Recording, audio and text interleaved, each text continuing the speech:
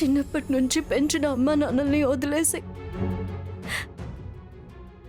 భర్తే సర్వస్వం అనుకునే అందరి ఆడపిల్లల్లాంటి సహజమైన ఆడపిల్లని విశ్వ నేను కూడా. కానీ నా జీవితంలో ఆ బంధమే శాపంలో మారింది.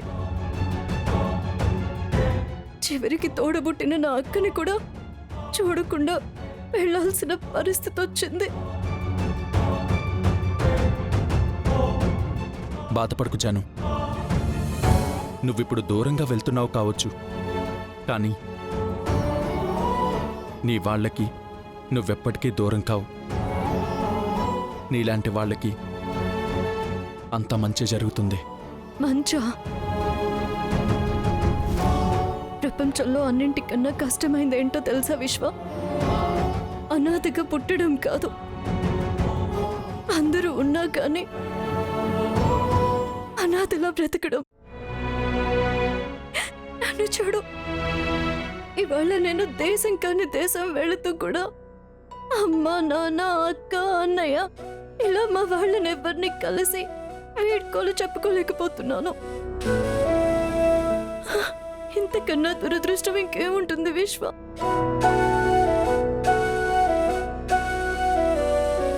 చివరికి ప్రాణంగా ఇష్టపడిన నా అక్కని కూడా చూడలేని పరిస్థితి నాది. అసలు నేను చేసిన తప్పేంటి విశ్వ?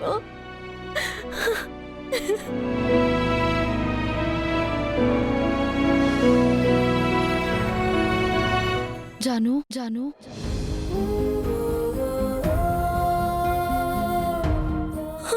అక్క, అక్క,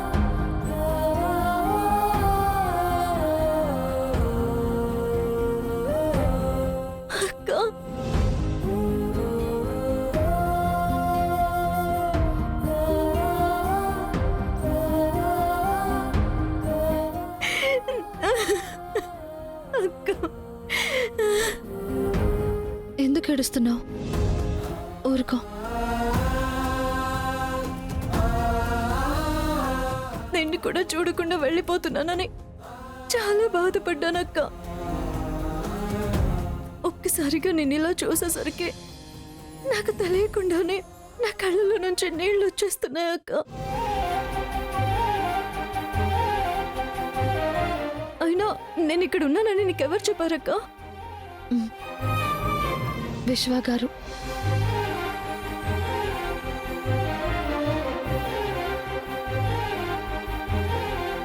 నువ్వు దూరంగా వెళ్తున్నందుకు నాకు బాధగానే ఉంది జాను. నువ్వు మా కళ్ళ ముందు ఉండడం కంటే క్షేమంగా ఉండటం ముఖ్యం. అతని నుంచి నిన్ను నువ్వు కాపాడుకోవడం ముఖ్యం. ముందు అతని నుంచి దూరంగా వెళ్తున్నందుకు సంతోషించాలి, కానీ ఇలా బాధపడ్డవెందుకు? అరే చూడు, ఈ కష్టాలన్నీ ఎక్కువ రోజులు ఉండవు, మళ్ళీ మంచి రోజులు వస్తాయి. అప్పుడు అందరం కలిసి ఆనందంగా ఉండొచ్చు. నీ జీవితాన్ని నీకు నచ్చినట్టుగా హ్యాపీగా లీడ్ చేయొచ్చు. ఓకేనా? అక్కడ అమ్మ నాన్న నా గురించి ఎంత బాధపడుతున్నారో ఏంటో. వాళ్ళని తలుచుకుంటేనే చాలా బాధగా ఉందక్క. వెళ్ళే ముందు వాళ్ళని ఒక్కసారి చూడాలనుంది. నేను చూసుకుంటాను జాను. నేను చూడలేకపోతున్నాను కదక్క.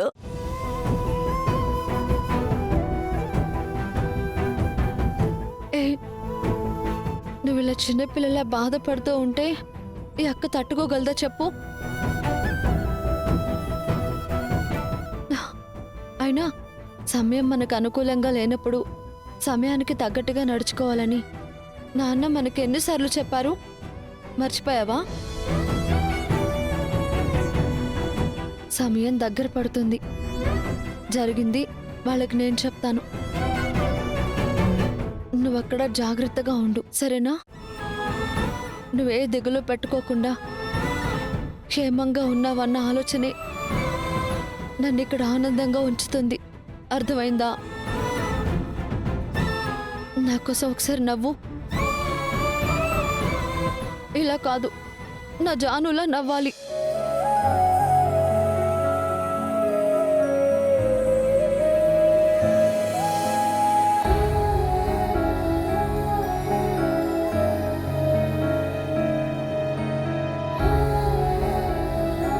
జాగ్రత్తగా వెళ్ళు.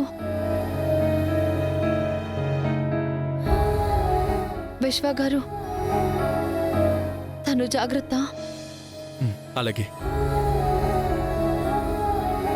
వస్తానక్క. జాగ్రత్తగా వెళ్ళిరా.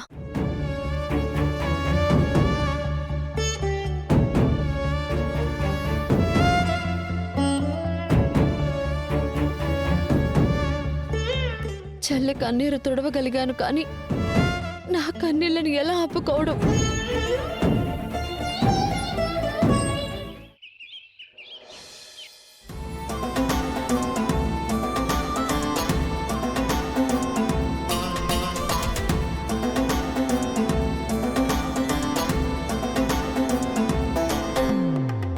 విశాలాక్షి గారికే మన ఓట్లు వెయ్యాలి. ఏంటమ్మా నీళ్లు మోసుకొస్తున్నావు? ఎక్కడి నుంచి? మా వీధిలో మంచినీళ్లు రావు కదా మేడం, రోజు సెంటర్కి వెళ్ళి తెచ్చుకోవాలి. అయ్యో, మీకు తాగునీటి కష్టాలు లేకుండా చేసే బాధ్యత నాది. నిజంగా మాకు మంచినీళ్లు ఇప్పిస్తే మా అందరి ఓట్లు మీకే వేస్తాం. ఇంటింటికి మంచినీళ్లు పొందడం అనేది మీ హక్కు. అది నేను తప్పకుండా నెరవేరుస్తాను. అయితే మా ఓటు మీకే వేస్తాం. విశాలాక్షి గారికే మన ఓట్లు వెయ్యాలి. విశాలాక్షి గారికే మన ఓట్లు వెయ్యాలి. విశాలాక్షి గారికే మన ఓట్లు వెయ్యాలి. విశాలాక్షి గారికే మన ఓట్లు వెయ్యాలి. విశాలాక్షి గారికే మన ఓట్లు వెయ్యాలి. అయ్యయ్యో, ఇది పట్టుకోసి వెయ్యాలి. విశాలాక్షి గారికే మన ఓట్లు వెయ్యాలి. విశాలాక్షి గారికే మన ఓట్లు వెయ్యాలి. విశాలాక్షి గారికే మన ఓట్లు వెయ్యాలి. విశాలాక్షి గారికి మన ఓట్లు వెయ్యాలి.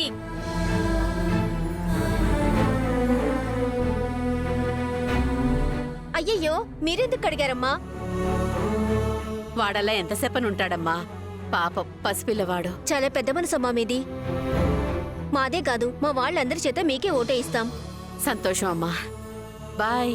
విశాలాక్షి గారికి మన ఓట్లు వెయ్యాలి. విశాలాక్షి గారికి మన ఓట్లు వెయ్యాలి. విశాలాక్షి గారికి మన ఓట్లు వెయ్యాలి.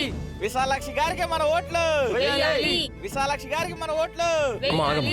తులసి, మీరు అటు వెళ్ళండి, మేము ఇటు వెళ్తాం. అలాగే సార్. అమ్మ, పదమ్మ. విశాలాక్షి గారికి మన ఓట్లు వెయ్యాలి. ఎవరండి లోపల? ఈసారి మీ ఓటు మా స్వస్తిక్ గుర్తుకే వేయాలి.